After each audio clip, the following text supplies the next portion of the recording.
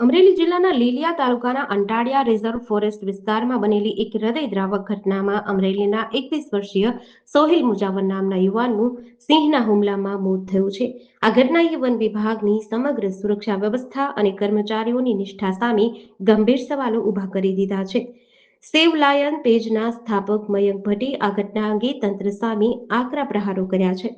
તેમના જણાવ્યા અનુસાર પ્રતિબંધિત રિઝર્વ ફોરેસ્ટ વિસ્તારમાં વનકર્મીઓની મિલીભગત અને ઘોર બેદરકારી રિપીટ અથવા ઘોર બેદરકારી વગર સામાન્ય લોકોનો પ્રવેશ અશક્ય છે. સિંહોના ચાલી રહેલા મેટિંગ પીરિયડ અને ભૂતકાળમાં ફેલાયેલા સીડીવી તેમજ બબેશિયોસિસ જેવા વાયરસના કારણે સિંહોના વર્તનમાં આક્રમક અને માનવભક્ષી પરિવર્તન આવ્યું હોવા છતાં વન વિભાગ ઊંઘતું રહ્યું છે. વનતંત્રની રહેમ નજર હેઠળ ચાલતા ગેરકાયદેસર લાયન શોના કાળા કારોબારને કારણે જ આ નિર્દોષ યુવાને પોતાનો જીવ ગુમાવવો પડ્યો છે.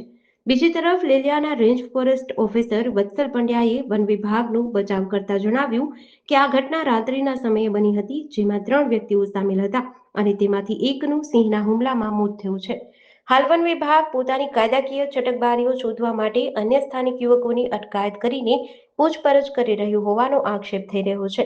વારંવાર બનતી આવી ઘટનાઓ છતાં વનતંત્ર શા માટે ઘોર નિંદ્રામાં છે અને જવાબદાર કર્મચારીઓ સામે પગલાં લેવામાં કેમ પાછીપાની કરી રહ્યું છે, તેને લઈને સમગ્ર પંથકની જનતામાં ભારે રોષ ફાટી નીકળ્યો છે.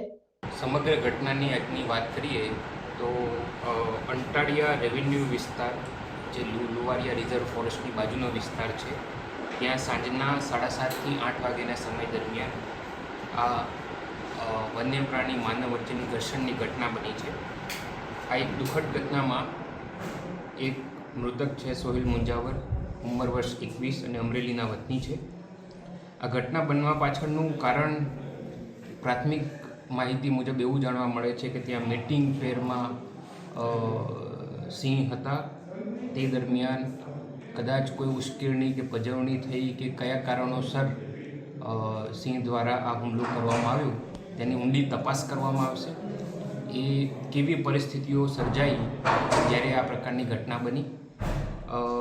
અત્યારે હાલની પરિસ્થિતિ હું તમને જણાવું તો અત્યારે હાલ અમે એક વન્ય પ્રાણી સિંહ નર જેની ઉંમર 9 થી 12 વર્ષ છે એને રેસ્ક્યુ કરી લેવામાં આવેલ છે અને આગળની તપાસ ચાલુ છે. આ બાબતે ખરેખર કેટલા માણસો ત્યાં હાજર હતા એ સ્થળ ઉપર, ખરેખર એ સ્થળ ઉપર શું બનાવ બન્યો એની એક ઊંડી તપાસની જરૂર છે. એ તપાસ કર્યા બાદ હું તમને જણાવીશ. Vatsal Pandya, range forest officer, Liliya વન્યજીવ રેન્જ.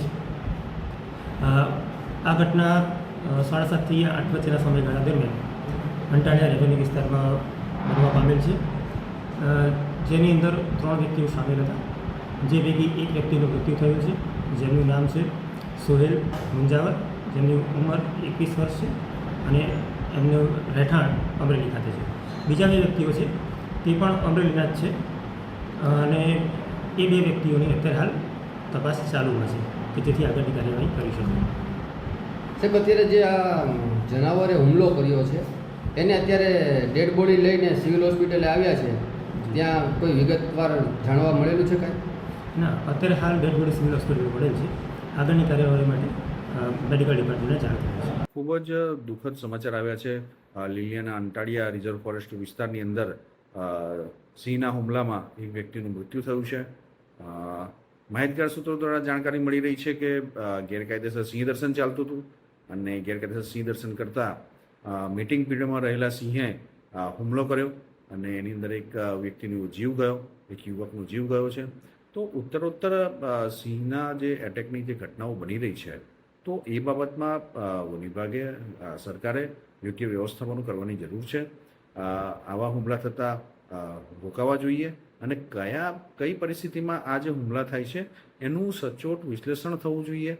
એની ખૂબ જ ઊંડાણથી ઇન્વેસ્ટિગેશન કરવું જોઈએ, કારણ કે નિર્દોષ લોકોના જીવ પણ જાય છે, લોકોના જીવ જઈ રહ્યા છે અને સાથે સાથે સિંહોને પણ આજીવન કેદ થઈ રહી છે.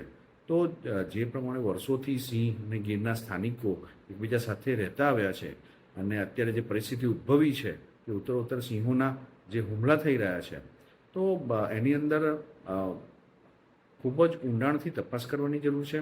જે પ્રમાણે માહિતી મળી રહી છે કે ગેરકાયદેસર સિંહ દર્શન ચાલતું હતું, જેની અંદર વનકર્મીનો પણ હાથ છે, કારણ કે રિઝર્વ ફોરેસ્ટ વિસ્તાર છે અને ત્યાં આગળ વનકર્મીઓની હાજરી ના હોય અને જે વન વિભાગ જણાવી રહ્યું છે કે ભાઈ 3 વ્યક્તિ હતા અને લઘુશંકા કરવા માટે ઉતર્યા હતા અને સિંહે એમની પર એટેક કરી દીધો, તો આ વાત બિલકુલ માન્યમાં નથી આવતી.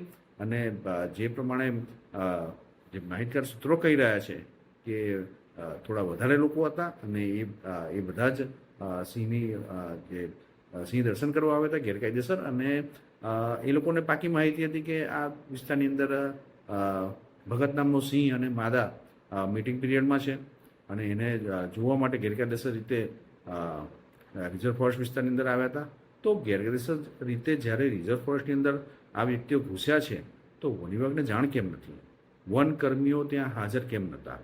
અને જ્યારે સિંહનું લોકેશન હોય અને વરસાદી માહોલ છે અને જે પ્રમાણે રિઝર્વ ફોરેસ્ટ જે વિસ્તાર છે અને એની અંદર જે લોકો ઘૂસ્યા છે એ મુખ્ય જે રસ્તો છે ત્યાંથી જ અંદર ઘૂસ્યા છે, એટલે વનકર્મીઓની હાજરી નથી એ પાક્કું થઈ જાય છે. અને સિંહને કાંકરી ચાળો કર્યો હોય તો જ સિંહ એની પર હુમલો કરે, કારણ કે આ રીતના એવા બનાવ જાણકારીમાં આવ્યા નથી કે સિંહ મીટિંગ પીરિયડમાં હોય અને મીટિંગ છોડી અને બાઇક સવારો પર હુમલો કરે. તો આ ઘટના ખૂબ જ સંશોધનનો વિષય માગી લેવી છે. વન વિભાગ ખૂબ જ ઊંડાણથી સંશોધન કરે અને આની અંદર સત્ય શું છે એ બહાર લાવે, કારણ કે જે પ્રમાણે સ્થાનિકોનું માનીએ તો આ એક ગેરકાયદેસર લાયન શો થઈ રહ્યો હતો અને એની અંદર સિંહની પજવણી કરવામાં આવી અને સિંહે એટેક કરી દીધો છે અને એક વ્યક્તિનો આમાં જીવ ગયો છે. ખૂબ જ દુઃખદ ઘટના કહી શકાય કે વ્યક્તિનો જીવ ગયો છે અને સિંહને પણ પાંજરે પૂરી અને એને આજીવન કેદ પણ આપવામાં આવશે. તો આ રીતના જ હુમલાઓ વધતા રહેશે અને આવી જ પરિસ્થિતિ જો ચાલુ રહેશે તો જે ગુજરાતનું ગૌરવ કહેવાય એવા એશિયાઈ સિંહોને કલંક લાગશે અને સ્થાનિકો પણ સિંહોની હાજરીને સાંકી નહીં લે તો જે પર્યાવરણનું જે સમતોલન છે એ બગડશે અને સિંહો માટેના યોગ્ય વ્યવસ્થાપનો કરવા માટેની અત્યારે તાતી જે જરૂર ઊભી થઈ છે એની અંદર વન વિભાગ અને સરકારશ્રી ધ્યાન આપે, ખૂબ ઊંડાણથી તપાસ કરે અને સિંહોને ન્યાય આપે, મૃતકને પણ ન્યાય મળવો જોઈએ. મનુષ્યનો પણ જીવ ખૂબ જ કિંમતી છે તો એ પણ બચવું જોઈએ. તો આ રીતના વ્યવસ્થાપન કરવામાં આવશે તો જે નિર્દોષ વ્યક્તિઓ છે એના મૃત્યુ રોકી શકાશે અને સિંહોને આજીવન કેદ થાય છે એ પણ આપણે રોકી શકીશું.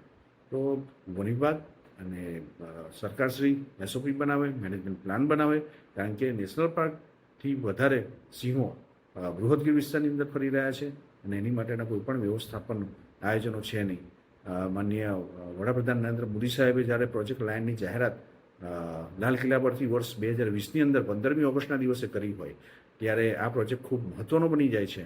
અને અત્યારે જે પ્રમાણે સિંહોના હુમલા થાય છે, સિંહો ગ્રામ્ય વિસ્તારમાં ફરી રહ્યા છે, સિંહો માટે જંગલનું વ્યવસ્થાપન નથી, સિંહો ગામડે ગામડે રખડવા માટે મજબૂર છે, ત્યારે આ પ્રોજેક્ટ લાયનની અત્યારે તાતી જરૂર છે અને આ પ્રોજેક્ટ લાયનનું ઇમ્પ્લિમેન્ટેશન થવું જોઈએ અને સિંહો માટેના યોગ્ય વ્યવસ્થાપનો ઊભા થવા જોઈએ, જેનાથી મનુષ્ય અને સિંહ વચ્ચેનો જે સંઘર્ષ છે, જે ઘર્ષણ થાય છે અને એની અંદર મનુષ્ય અને સિંહ બંનેને શોષવાનું આવે છે તો એ પણ નિવારી શકાય.